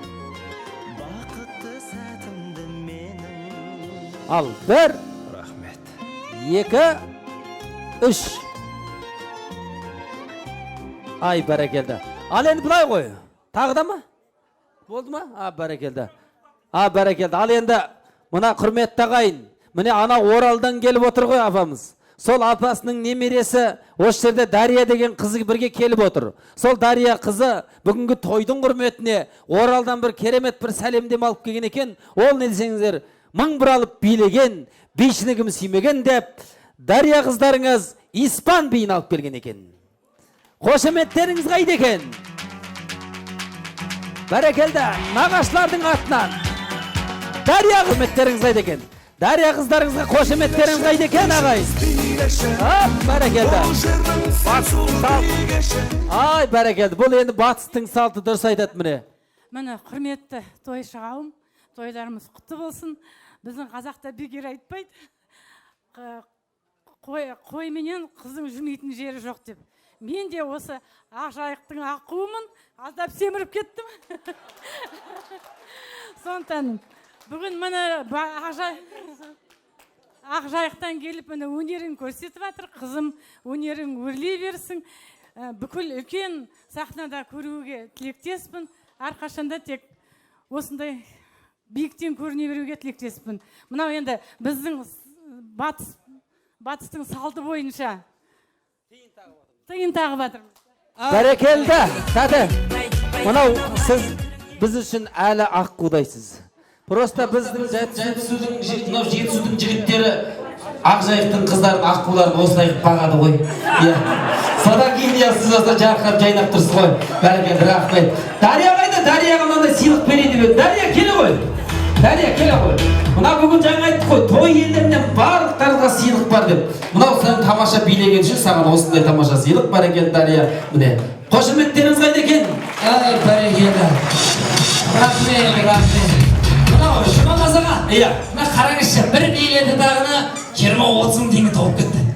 Екеуміз тамадалықты қоямыз ой. Биге көшеміз ғой. Биге көшіп көреміз ой. Бәрекелді. Осында мінекей өнер өрге жүрсін деп батыс халқының тамаша сый-сияпатын ортаға тиын тағу рәсім істеп жатыр. Бірақ біздің Кербұлақты білмейді ғой бұл кісілер. Бұл кісілер біздің Кербұлақтың адамдары тамадаға береді ғой, тамадаға. Тамадаға тастай береді, тастай береді. Қазір көресіздер. Екінші дастарханда басталады. Екінші дастарханда басталады. Бұлай істейікші. Нұреке, қазір бар ғой, елдің қошеметіменен осы жерде Мұрат аға мен Клара деп шақырып алайықшы. Ай, бәрекелді. Бірінші той иесін шақырып алайықшы. Қаяқта бүгінгі? Қайда? Марат ағамыз бен Мұрат аға. Мұрат аға. Клара деп. Ап бәрекелді, ап бәрекелді, рахмет. Тойларыңыз құтты болсын, той қыласын. Ай, бәрекелді. Мынау Мұрат аға, көңіл күйлеріңіз қалай? Өте жақсы. Әтесіздікше? Жақсы. Жақсы дейді. Мынау енді бүгінгі қонақтардың көңіл күйін байқап көрейік. Тексеріп көрейікші бір. Ол үшін былай қылайық. Қазір сіздерге аздарлық тапсырма. Қалай десеңіздер, қазір бір керемет музыка қойылады. Әр столдың қасынан екеуіңіз танцор диско билеп өтесіздер. Қай столдағы отырған қонақтардың қошеметі, көңіл күйі керемет. Давайте сол отырған қонақтарға приз таратайық. Кестік па? Ал ендеше мына дастарханнан бастайық. Ал, кет. Келіңіздер. Кетті.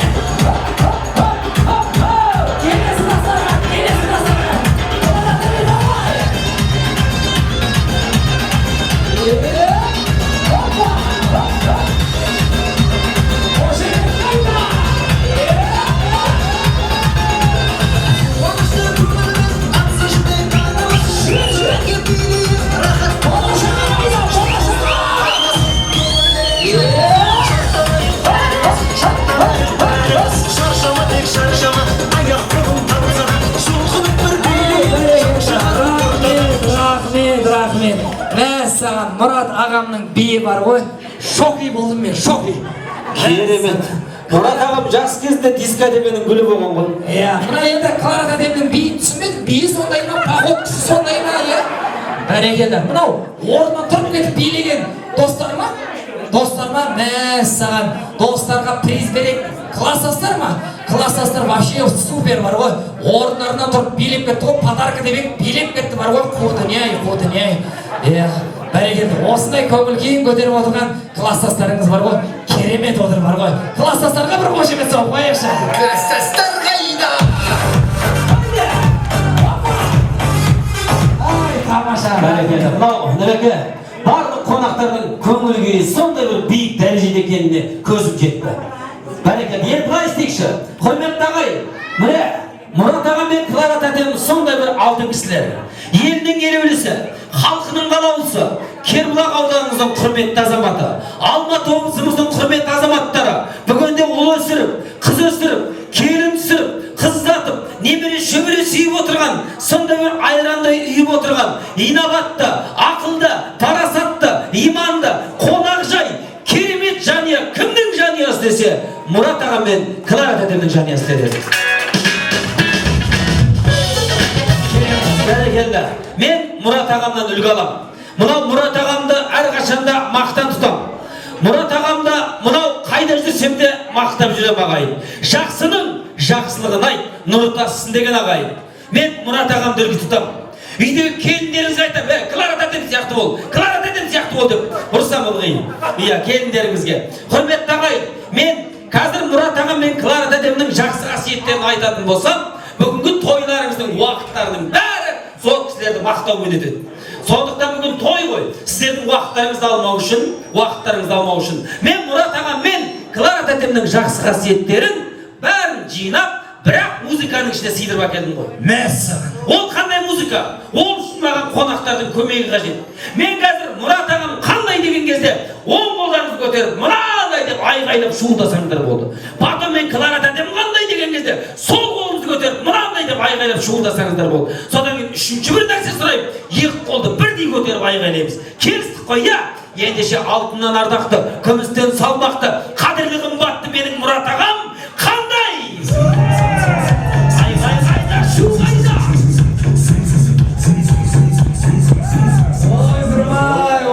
Мұрат ағамды зың деп қояды ғой, зың бұл. Ал менің Клара тәтем қандай?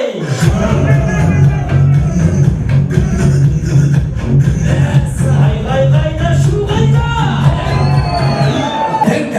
Мұрат ағам зың, Клара тәтем дің. Ал бұл кісілердің пейілдері, ниеттері, қонақжайлығы қандай?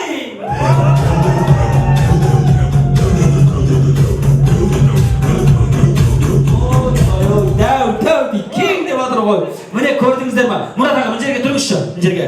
Бұл менің беріп жатқан бағам сіздерге. Ал мына жерде бүкіл қонақтар отыр ғой, Нұреке.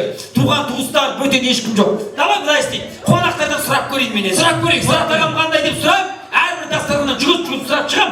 Мұрат аға, тез сұрап шығам. Ішінен біреуін ғана таңдайсыз. Біреуін ғана өзіңізге ұнаған, құлағыңызға жағып кеткен бір жақсы қасиетін таңдайсыз. Жарай ма? Қазір құрметті ағай, тез сұрайын. Мұрат ағам қандай деп өздеріңіз айқайлайсыздар. Красавчик, момын, чуас или жақсы, әдемі деген сияқты. Ал мына жақтан бастайық. Мұрат ағам қандай? Жақсы, қандай Мұрат аға? Ақкөңіл қандай Мұрат аға? Красавчик, зың. Мұрат аға қандай? Ау, батыр дейді. Мұрат ағам қандай? Салмақты. Қандай? Аферист дейді? Альпинист деп отыр, кешіріңіздер. Сом алтын дейді, сом алтын. Ой, алтын дейміз ғой. Бәрекелді. Мұрат ағам қандай? Афган. Афган? Еркек. Афганист? Еркек. Еркек. Ау. Афганист. Ойбай. Ойбай, кім тойын бастаған деді. Мұрат ағам қандай? Ау. Қамқор, ау. Супер дейді, супер. Еңбек қой. Қандай? Жігіттің сұлтаны қандай? Шыбаса билек араш. Ойбай. Шыбаса қырат дейді? Билейді дейді ол кешіріңіздер.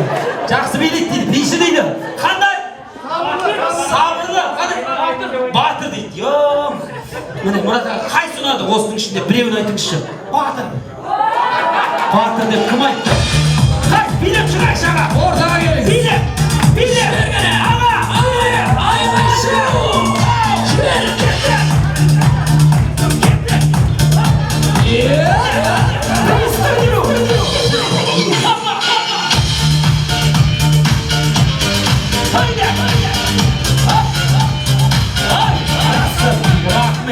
Рахмет, красавчик, бәрекет, келіңіз, бауырым, келіңіз. Есіміңіз кім? Ерлан бауырым, міне, молодец, қандай күшті, қандай счастливчик. Бүкіл осы 200 адамның ішінен сіздің айтқан жақсы қасиет ағамның құлағына жар.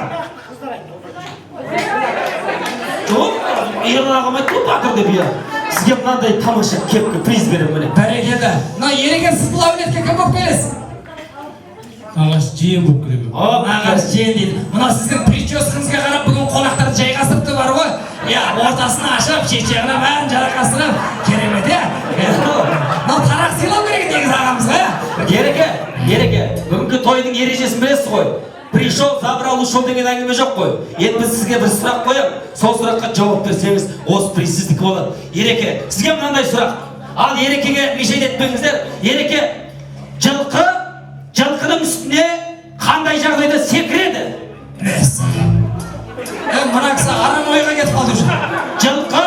Жылқының үстіне қандай жағдайда секіреді?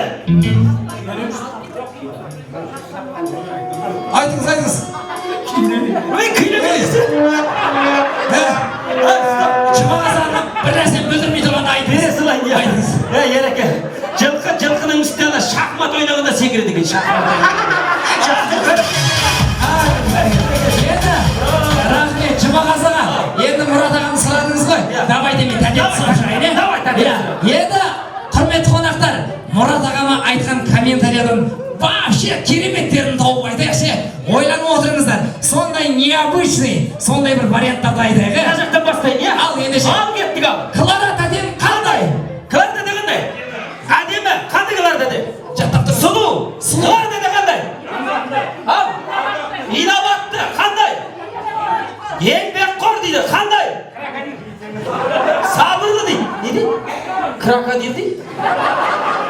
Кім айтып отыр өмір? Ниетті дейді. Оқтай дейді, мәссама.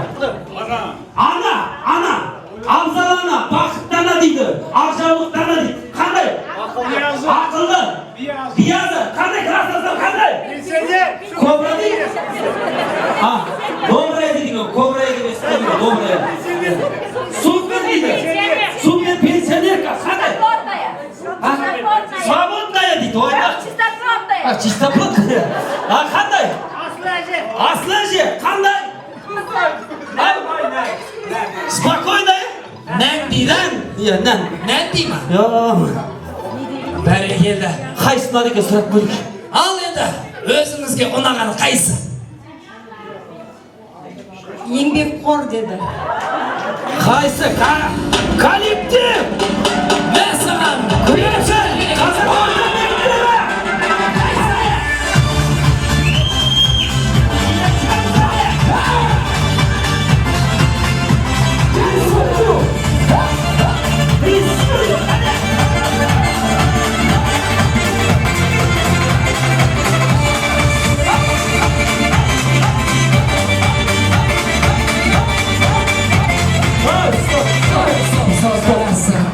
Бәрекелді, көз тиеді. Бәрекелді, кеңіз, бәрекелді, коллектив, қандай күшті міне. Бәрекелді, қай сабақтың мұғалімісіз? Қазақ тілі әдебиет пәнінің мұғалімі. Қошеметтеріңіз қайда екен? Бәрекелді, коллектив, бәрекелді, ұстаздар. Ұстаз деген адамның батырлығы, ұстаз деген адамның асылдығы, ұстаз деген білімнің қайнар көзі, ұстаз деген адамның батырлығы дейді ғой міне. Қандай күшті міне, ұстаздың айтқаны, коллективдің айтқаны, еңбекқор деген қасиеті тәтеме ұнап кетті ғой. Сізге мынандай сыйлық. Жаңа айттық қой, бірақ келді алды кетті деген әңгіме жоқ. Сізге де бір сұрақ қоям, дайындалыңыз ал. Бәрекелді, дайындалыңыз. Есіміңіз кім? Самал ханым, Самал апай. Сізге мынандай сұрақ. Самал апай, жүрегіңіз дүгілдеп кетті ғой. Әлі қойған жоқ қой сұрақты. Оңай сұрақ қояйын жарайды, апайсыз ғой я. Сізге мынандай сұрақ. Жыланның қанша түрі бар?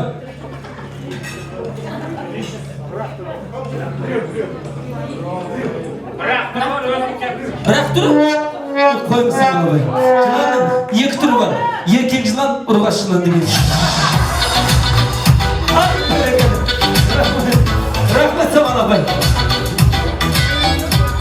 Мінекей, мінекей, тамаша, мінекей, осындай керемет көңіл күйімізді сыйлаған, мінекей осындағы атсалысып отырған құрметті қонақтарымызға бір тамаша құрмет қошемет соғып қойыңыздаршы кәнекей. Я, бір қошемет соғып қойыңыздар. Ай бәрекелді. Мұрат аға, Клара келіңіздер.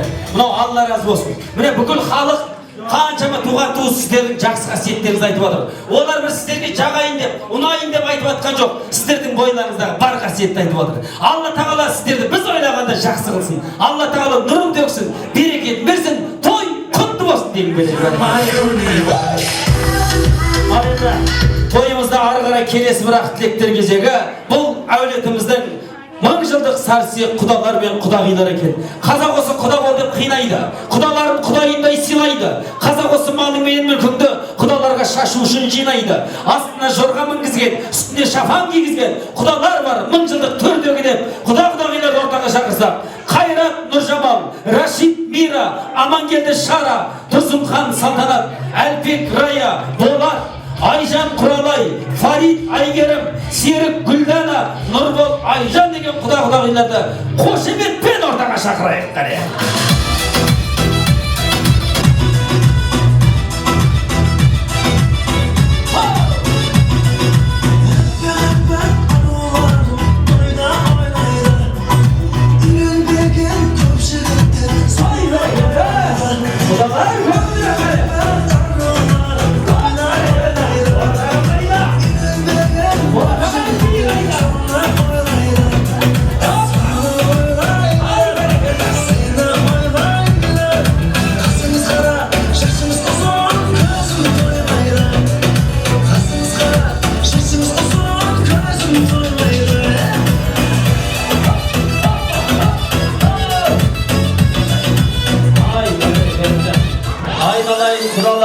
Құдағиларым, алтын құдалар, алтын құдағилар, тойларыңыз құтты болсын.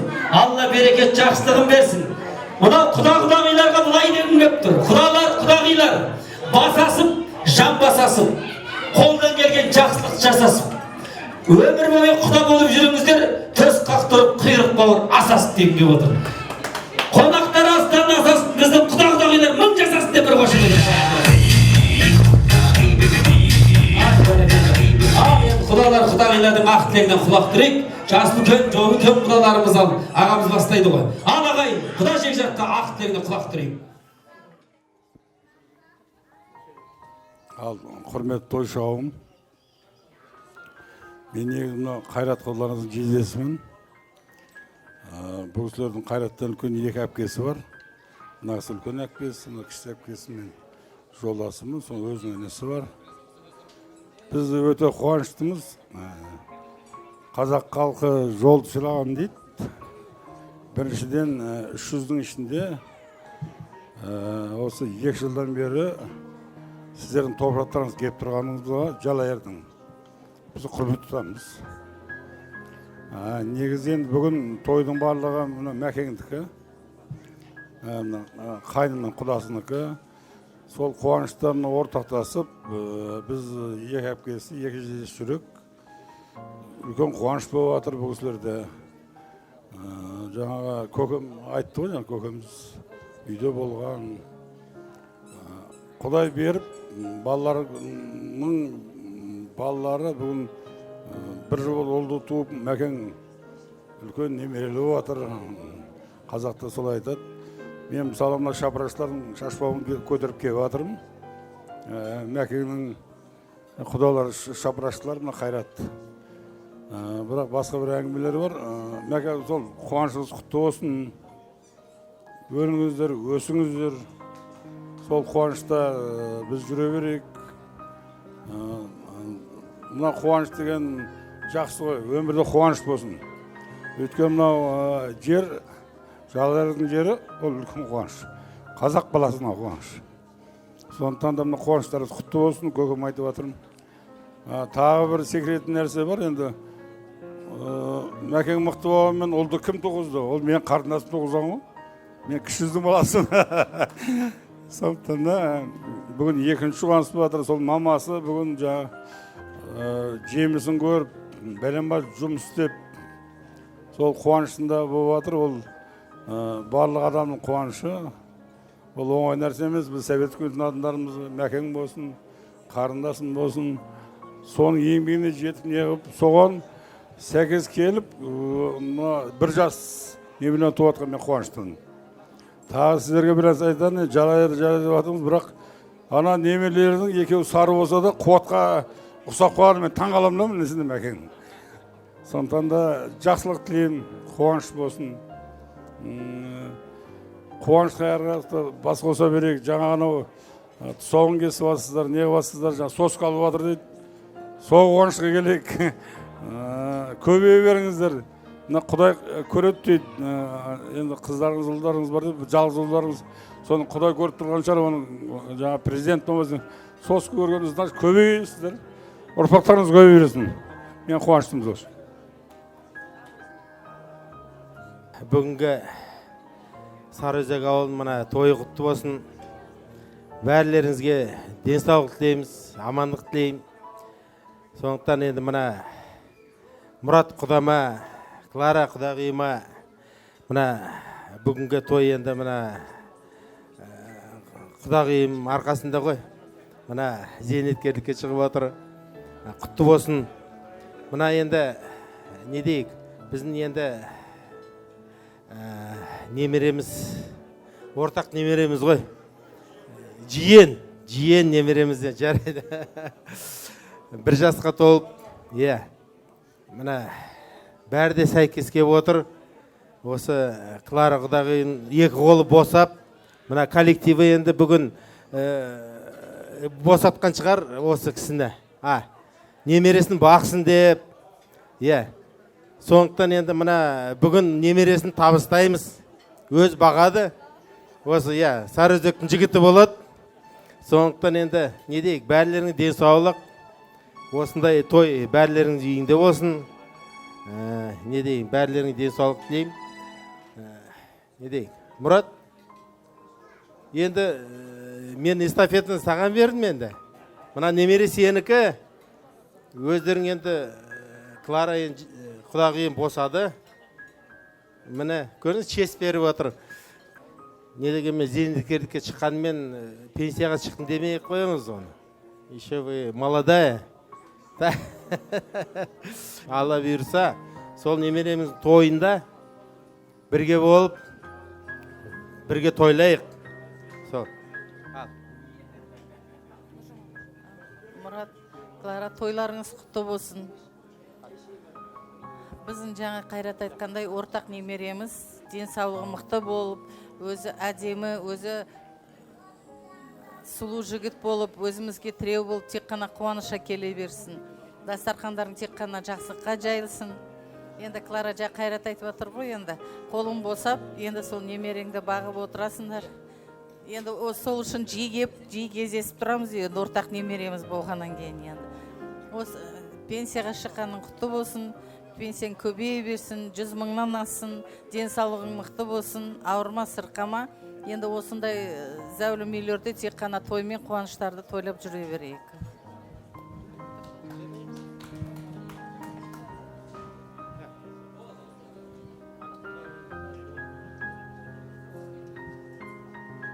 Мен айналайынды көп сөйлемей-ақ қойын. Ал енді біздің осы құдағиымыздың пенсияға шыққаны бар, осы немереміздің бірге келгені бар. Енді тағы сіздерге тілейтінім ашық аспан. Осы немереңіздің қызығын көріңіздер, денсаулықтарыңыз зор болсын. Осындай жасаған жасыңыздың тағы да бұйыртса, бір-екеуін жасап көріңізші. Көре жатармыз. Ал енді сол енді тілейтінім сіздерге. Ал енді құрметті қауым, бүгін үлкен қуаныш болып жатыр. Құдағиым үйінде енді дені сау болсын, аман есен болсын, тек қана жақсылық, қуаныш тойда ғана кездесейік.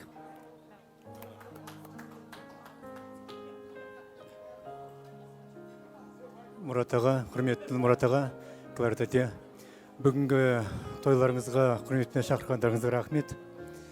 Бекарасымыздың жасы ұзақ болсын. Болашақта өздеріңіз сияқты биіктен көрінетін, ел сыйлайтын үлкен азамат болсын. Үйлеріңіз қуанышқа толсын, тойға ұлассын. Жастарыңыз ұзақ болсын. Рахмет сіздерге.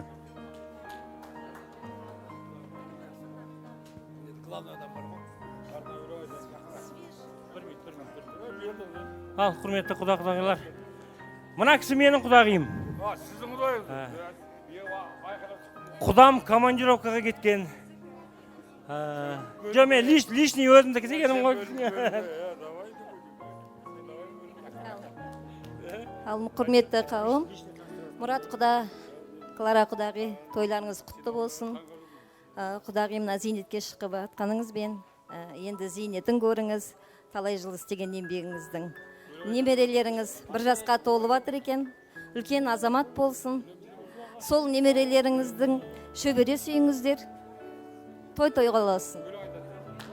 Жоқ, құдаңыз айтып тұрған. Жоқ.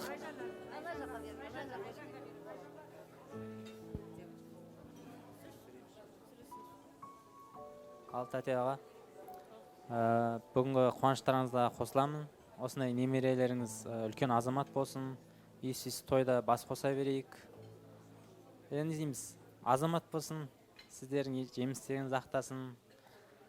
Сіздерде бақытты адам жоқша деп отырмын, өйткені ұлдарыңыз ұяға, қыздарыңыз қияға отқандарыңыз, енді немерелеріңіз бар.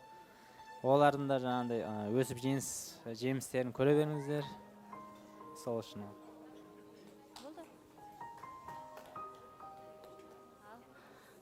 Мұрат аға, Кларте, сіздердің осы қуаныштарыңызға ортақтасып келіп отырмыз. Құтты болсын. Кішкентайларыңыздың да тұсауы кесіліп, үлкен азамат болсын. Көптен күткен кішкентай немерелеріңіз, бізде бәріміз сіздердің қуаныштарыңызға ортақтасып, қуанып жүреміз, үнемі жүреміз. Осындай қуаныштарыңыз көп болсын. Немерелеріңіз алдынан үстіп, жүгіріп, ойнап, сіздерді шаршатып жүре берсін. Тек сол енді алдағы уақыттарыңыз тек осы немерелеріңізбен бірге өтіп, осындай жақсылықтарыңыз ортаймасын. Тек жақсылық тілейміз сіздерге. Тағы да бір жаңалық. Бүгін, как говорится, бывших не бывает дейді. Полиция күні. Қазақстан. Біз 10 ноябрь күні тойлайтынбыз, енді біз Қазақстан бойынша енді 23 бүгін июнь. Сондықтан бір жаңалық, мына біздің күйеу баламыз бүгін капитан званиясын алып отыр. Осы Бекарыс 20-ға толғанда генерал болсын. Күйеу баламыз. Сондықтан. Қайда? Тыңдамайды олар. Иә. Құтты болсын. Құтты болсын.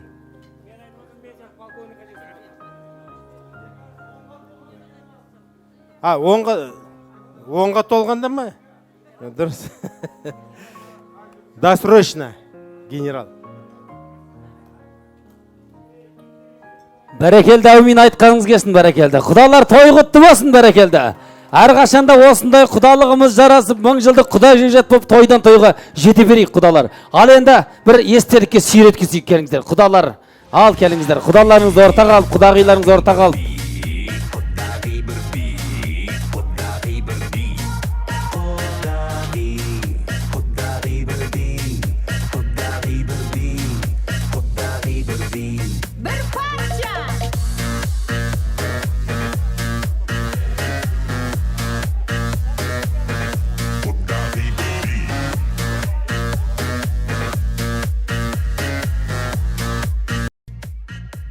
Ай, бәрекелді. Құдалар, құдағилар, той құтты болсын. Ай, бәрекелді. Кеттік, құдалар. Өрік бейдік қане. Жүргіне. Хоппа. Ай, бәрекелді.